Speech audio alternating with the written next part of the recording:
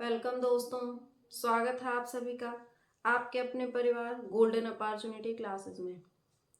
हम लोग भारतीय इतिहास में आज 16 प्रकार के संस्कारों का अध्ययन करेंगे।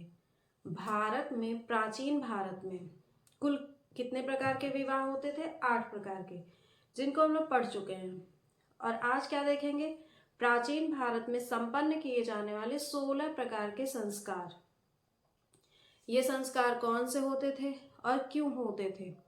तो कल हमने चर्चा की थी कि गृह सूत्र, जो गृह सूत्र है उसमें 8 प्रकार के विवाहों का उल्लेख मिलता है तथा 16 संस्कारों का भी उल्लेख कहाँ पे मिलता है? गृह सूत्र में ही मिलता है। और ये संस्कार जो होते हैं ये व्यक्ति के जन्म के पूर्व से लेकर के उसके मृत्यु के बाद तक संपन्न किए जाते हैं।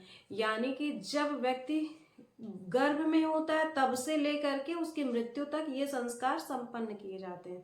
और इनकी संख्या कितनी है? 16 है। संस्कार का अर्थ क्या होता है? परिष्कार या शुद्धिकरण। यानी कि यह क्या होता है? एक प्रकार का शुद्धिकरण होता है। तो यहाँ पे हम लोग कितने संस्कारों को पढ़ेंगे? 16 प्रकार के संस्कारों का अध्ययन करेंगे। तो चलिए आइए बारी बारी से एक एक संस्कारों को यहाँ पे हम लोग देखते हैं। ठीक है, पहला लोग लिखेंगे क्या? गृह सूत्र में, गृह सूत्र में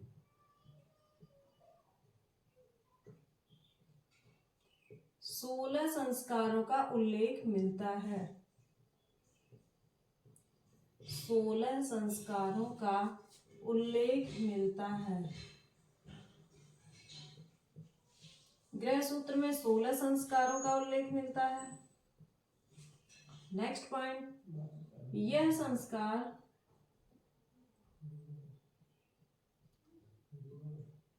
व्यक्ति के जन्म के पूर्व, व्यक्ति के जन्म के पूर्व से लेकर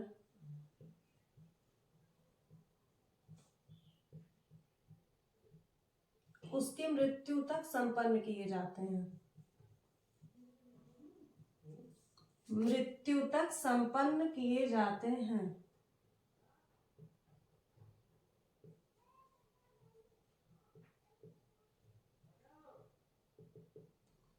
संस्कार का अर्थ होता है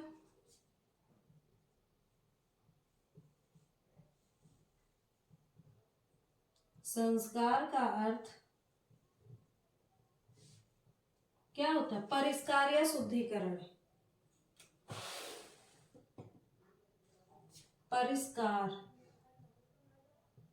और परिष्कार का मतलब क्या होता है? शुद्धिकरण होता है। ठीक है, शुद्धिकरण। ये संस्कार है कौन से? जैसे हो गया गर्भाधान संस्कार। गर्भाधान संस्कार का मतलब क्या होता है? जब जीव मां के गर्भ में रहता है तब किया जाने वाला जो संस्कार होता है वो क्या कहलाता है? गर्भाधान संस्कार कहलाता है। ठीक है, चलिए हम लोग एक एक को नोट करेंगे। गर्भाधान संस्कार,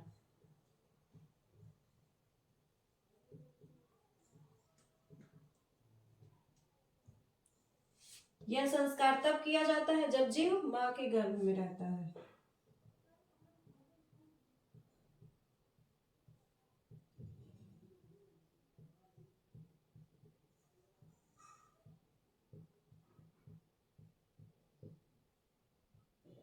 मां के गर्भ में रहता है। उसके बाद अगला अगला जो संस्कार है वो क्या है? पुंसवन संस्कार। पुंसवन संस्कार या पुंसवन जो शुद्धिकरण होता है ये क्यों किया जाता है? मतलब गर्भ के तीसरे महीने में पुत्र की कामना के लिए जो किया जाने वाला संस्कार होता है वो क्या कहलाता है? पुंसवन संस्कार कहलाता है। तो अगला क्या है? पुंसवन।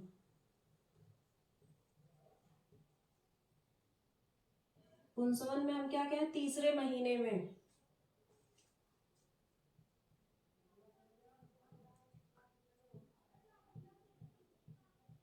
गर्भ के तीसरे महीने में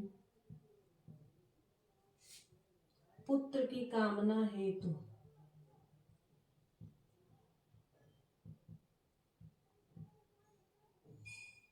पुत्र की कामना हेतु किया जाने वाला संस्कार क्या कहलाता है? पुंसवन संस्कार।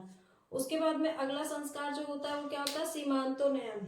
सीमांतोन्नयन संस्कार क्या होता है? जो गर्भिणी होती है, यानी कि जिस माँ के गर्भ में जो जीव पल रहा होता है उसको अनिष्टकारी शक्तियों यानी कि जादू टोना जैसी शक्तियों से बचाने के लिए जो किया जाने वाला संस्कार होता है वो क्या कहलाता है? सीमांतोन्नयन संस्कार कहलाता है। तो अगला हम लोग क्या देखेंगे? सीमांतोन्नयन संस्कार। नयन गर्भिणी को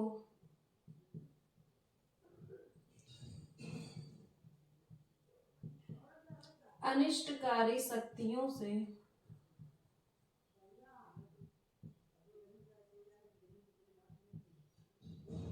ये अनिष्टकारी शक्तियों से मतलब क्या है? जादू टोना।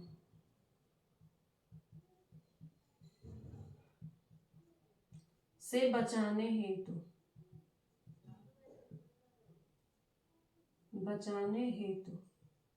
को क्या किया जाता है? सीमांतोन्नयन संस्कार। उसके बाद में अगला क्या होता है? जातकर्म संस्कार। जातकर्म संस्कार क्या होता है?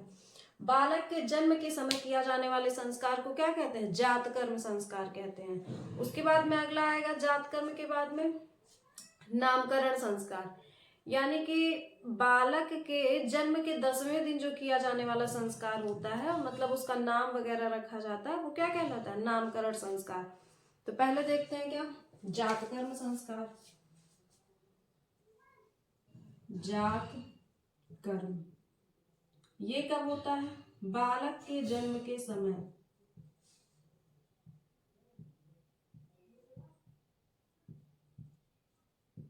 बालक के जन्म के समय किया जाने वाला संस्कार। ठीक है, बालक के जन्म के समय किया जाने वाला संस्कार क्या कहलाता है? जातकर्म संस्कार। उसके बाद में अगला क्या आता है? नामकरण संस्कार। जो नामकरण संस्कार होता है ये क्या होता है भाई? नामकरण, नाम से ही पता चल रहा है कि इसमें क्या करना है। नाम इसका क्या रखा जाएगा, यानी कि जन्म के 10वें दिन, बालक के जन्म के 10वें दिन ये किया जाता है, और 10वें दिन किया जाने वाला जो संस्कार होता है वो क्या कहलाता है? नामकरण संस्कार कहलाता है। उसके बाद में अगला क्या होता है? निष्क्रमण संस्कार। निष्क्रमण क्या होता है? जब बालक को पहली बार घर से बाहर निकाला जाता है तो उससे पहले भी जिस संस्कार का क्या होता है? किया जाता है, जो संस्कार किया जाता है उसको क्या कहते हैं? निष्क्रमण संस्कार। तो अगला क्या है? निष्क्रमण। निष्क्रमण संस्कार। निष्क्रमण संस्कार में हम लोग क्या नोट करेंगे? जब बालक को पहली बार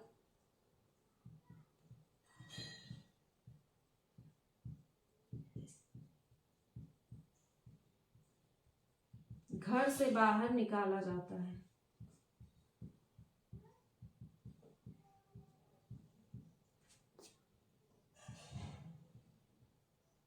घर से बाहर निकाला जाता है, तो उस समय किया जाने वाला जो संस्कार होता है वो क्या कहलाता है? निष्क्रमण संस्कार कहलाता है। ठीक है, उसके बाद में अगला क्या आ जाता है? अन्नप्राशन संस्कार। अन्नप्राशन का संस्कार, अन्नप्राशन संस्कार का क्या मतलब है? जब बालक को पहली बार भोजन कराया जाता है या पहली बार उसको भोजन चखाया जाता है तो उस समय किया जाने वाला जो संस्कार होता है वो क्या कहलाता है? अन्नप्राशन। और ये कब होता है? 6 महीने के बाद होता है। ठीक है, या 6वें महीने में भी कह सकते हैं। अन्नप्राशन।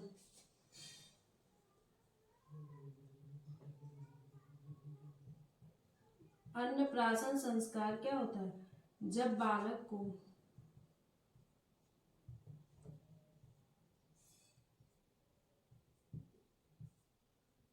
पहली बार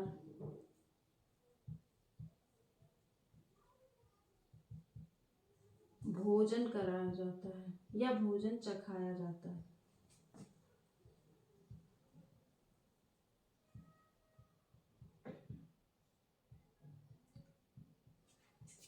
और ये कब होता है? 6वें महीने में।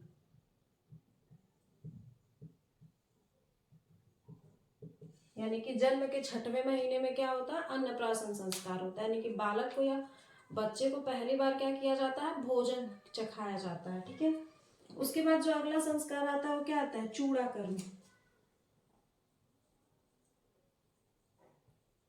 चूड़ा कर्म संस्कार ये क्या होता है, जब बालक के पहली बार क्या होते हैं, बाल काटे जाते हैं, जिसको हम लोग आज के समय में क्या कहते हैं, मुंडन संस्कार भी कहते हैं। ठीक है, तो चूड़ा कर्म संस्कार क्या होता है, जब बालक के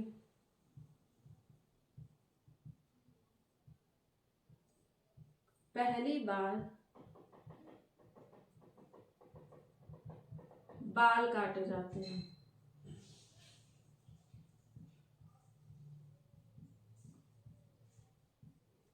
और ये जो संस्कार होता है ये जन्म की या तो पहले वर्ष में हो जाएगा या तो तीसरे वर्ष में किया जाएगा। ठीक है, यानी कि पहले या तीसरे वर्ष में ये किया जाता था, पहले या तीसरे वर्ष में। ठीक है, चूड़ा कर्म संस्कार की जो विधि होती थी वो या तो हम लोग पहले वर्ष में कर सकते थे या तो तीसरे वर्ष में। और इसमें पहली बार क्या होता था, बालक के बाल काटे जाते थे, उससे पहले उसके बाल नहीं कटते थे। जब तक चूड़ा कर्म संस्कार नहीं होता था तब तक क्या होता था, बालक का बाल नहीं कटता था, उसके बाद फिर कटवा सकते थे। तो चूड़ा कर्म को ही हम लोग आज के समय में क्या कहते हैं, मुंडन संस्कार कहते हैं। उसके बाद में चूड़ा कर्म हो गया, उसके बाद में अगला क्या आता है, कर्ण वेधन संस्कार। कर्ण वेधन,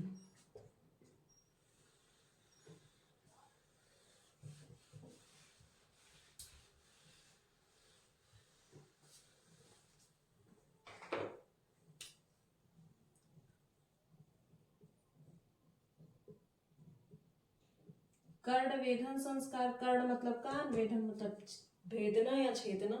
तो जब बालक के पहली बार कान छेदे जाते थे,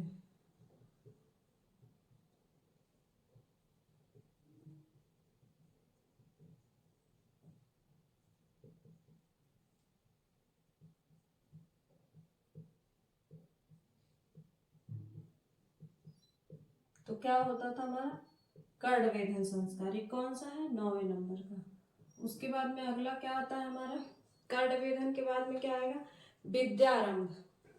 यानी कि अब क्या होगी, बालक की शिक्षा दीक्षा आरंभ होगी। और जो विद्यारंभ संस्कार होता है ये कब होता है, 5वें वर्ष में। यानी कि उसके जन्म के 5वें वर्ष में उनको क्या भेजा जाता था, गुरुकुल में भेजा जाता था। तो विद्यारंभ की, विद्या आरंभ का जो समय था वो क्या था, 5वां वर्ष था। तो अब जो संस्कार आता है वो क्या आता है, विद्यारंभ संस्कार। विद्यारंभ संस्कार कब होता था, 5वें वर्ष में होता था। ठीक है,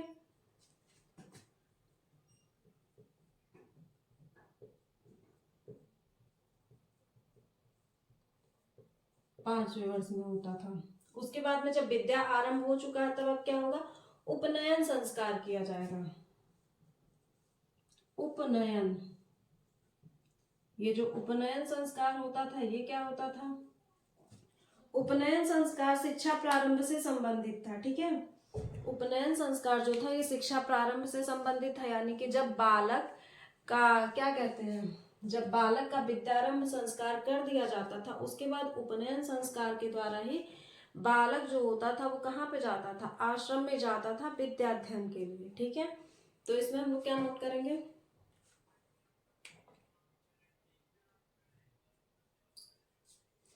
शिक्षा आरंभ से संबंधित था,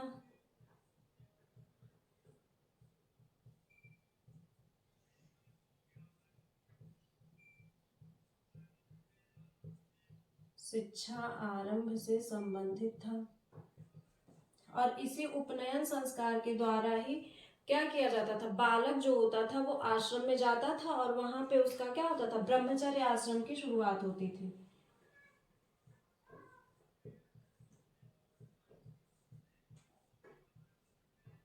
यहीं से ब्रह्मचर्य आश्रम की शुरुआत होती थी।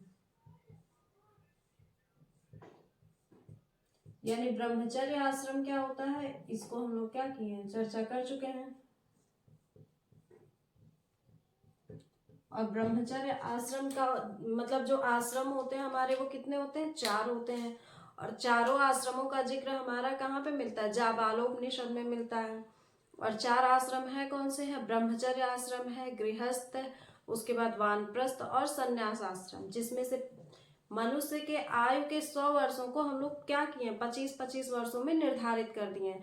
तो जो शुरू के 25 वर्ष है वो क्या होता था, ब्रह्मचर्य आश्रम, जिसमें क्या करता था बालक, शिक्षा दीक्षा ग्रहण करता था।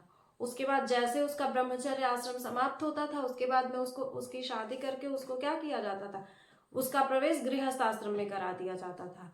तो वही है ये क्या, ब्रह्मचर्य आश्रम की शुरुआत कब होती थी, उपनयन संस्कार के बाद होती थी। क्यों, क्योंकि विद्या आरंभ कब से स्टार्ट होता, 5वें वर्ष में, और 5वें वर्ष के बाद ही अब जब उपनयन संस्कार होगा तो अब क्या, बालक गुरु के साथ में कहाँ चला जाएगा, उनके आश्रम में। और जब आश्रम में चला जाएगा तो वहां से क्या होती है, उसके ब्रह्मचर्य आश्रम की शुरुआत हो जाती है।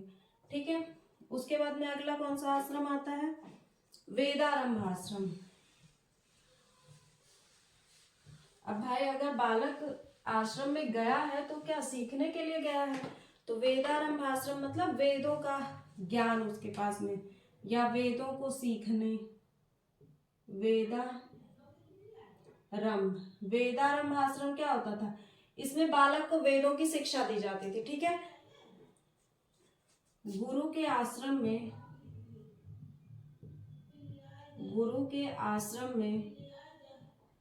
वेदों का पाठ करते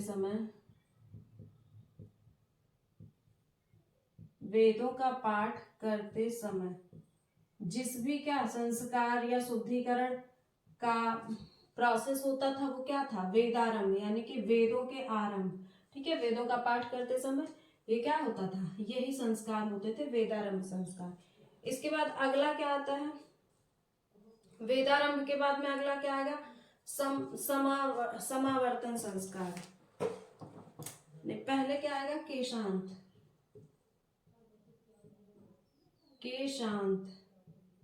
केशांत का मतलब क्या है, यहाँ पे केश का मतलब होता है बाल होता है, और अंत का मतलब अंत। यानी कि जब पहली बार मतलब गुरु के आश्रम में अब बालक गया है तो फिर धीरे धीरे तो बड़ा होगा, और वो तुरंत तो शिक्षा दीक्षा लेके आ नहीं जाता था। तो जब पहली बार बालक का दाढ़ी मूछ कटवाया जाता था तब जो संस्कार होता था वो क्या होता था, केशांत संस्कार।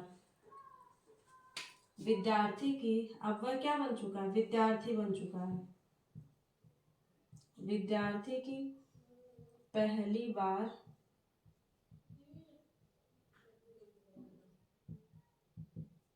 दाढ़ी मूछ बनवाई जाती थी।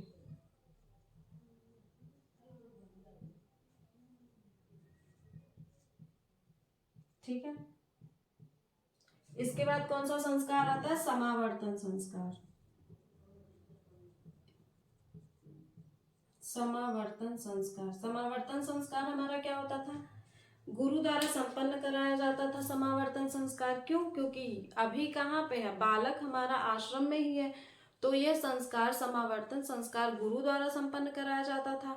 और इसके द्वारा क्या माना जाता था कि अब ब्रह्मचर्य आश्रम की समाप्ति हो रही है, तो ब्रह्मचर्य आश्रम की समाप्ति हो रही है तथा क्या होगा, अब वह गृहस्थ आश्रम में या गृहस्थ जीवन में प्रवेश करेगा।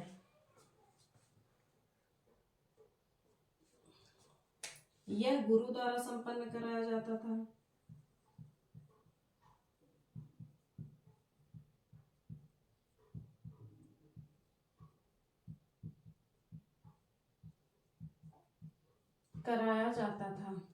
ठीक है, और गुरु द्वारा संपन्न कराया जाने का मतलब क्या है, घर पहुंचने से पहले या घर वापस आने से पूर्व यह होता था, यानी आश्रम में ही होता था। ठीक है, ब्रह्मचर्य आश्रम की समाप्ति के बाद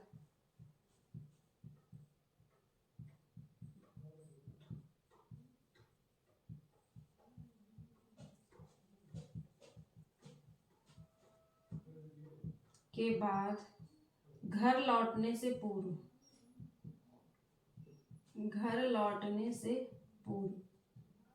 जो संस्कार कराया जाता था वो क्या होता था, समावर्तन संस्कार। ठीक है, इस संस्कार को क्या कहा जाता था, स्नान भी कहा जाता था, इसे स्नान भी कहा जाता था। यानी कि समावर्तन संस्कार जो संपन्न हो जाता था तो उसके बाद क्या होता था, स्नान। और जब जो विद्यार्थी स्नान कर लिया, स्नान मतलब समावर्तन संस्कार को समाप्त कर लिया, उस विद्यार्थी को क्या कहा जाता था, स्नातक। जैसे आज के समय में है स्नातक मतलब ग्रेजुएट, यानी कि माना जाता है कि ग्रेजुएट की मतलब कोई भी अगर ग्रेजुएट है तो फिर वह शिक्षित दीक्षित है। तो उसी तरह से जिसने भी ब्रह्मचर्य आश्रम अपना क्या किया है, समाप्त कर लिया है, तो फिर उसके द्वारा क्या उसे स्नान भी, इसका मतलब उसने अपना स्नान समाप्त कर लिया है। और जो जिसने अपना स्नान समाप्त कर लिया है उसको क्या कहा जाएगा, स्नातक कहा जाएगा, यानी कि इसकी पढ़ाई पूरी हो चुकी है। तो स्नान, इसे स्नान भी कहा जाता था। तथा क्या, जो विद्यार्थी इसको संपन्न करता था वह विद्यार्थी क्या कहलाता था, स्नातक कहलाता था। स्नातक कहलाता था। ठीक है। इसके बाद में अब क्या है, जब विद्यार्थी या बालक का ब्रह्मचर्य आश्रम समाप्त हो रहा है तो अब कौन से आश्रम में प्रवेश करेगा, गृहस्थ आश्रम में प्रवेश करेगा। तो अब जो अगला संस्कार आता है वह क्या आता है, विवाह संस्कार। यानी इस संस्कार के द्वारा अब जो बालक है उसको कहाँ पे भेजा जाएगा, गृहस्थ जीवन में भेजा जाएगा या गृहस्थ आश्रम में वह प्रवेश करेगा। तो अब अगले संस्कार जो चर्चा हम करेंगे वो क्या हो जाएगा, विवाह संस्कार।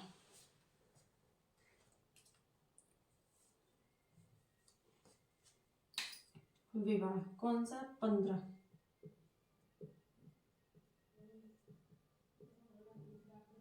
विवाह, जो स्नातक विद्यार्थी होता था विवाह संस्कार के बाद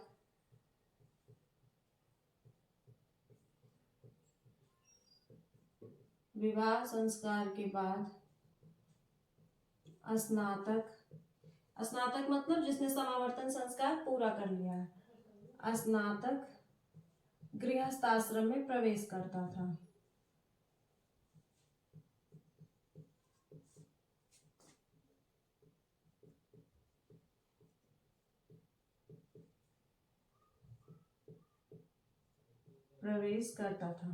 अब उसने क्या किया, गृहस्थ आश्रम में प्रवेश कर लिया।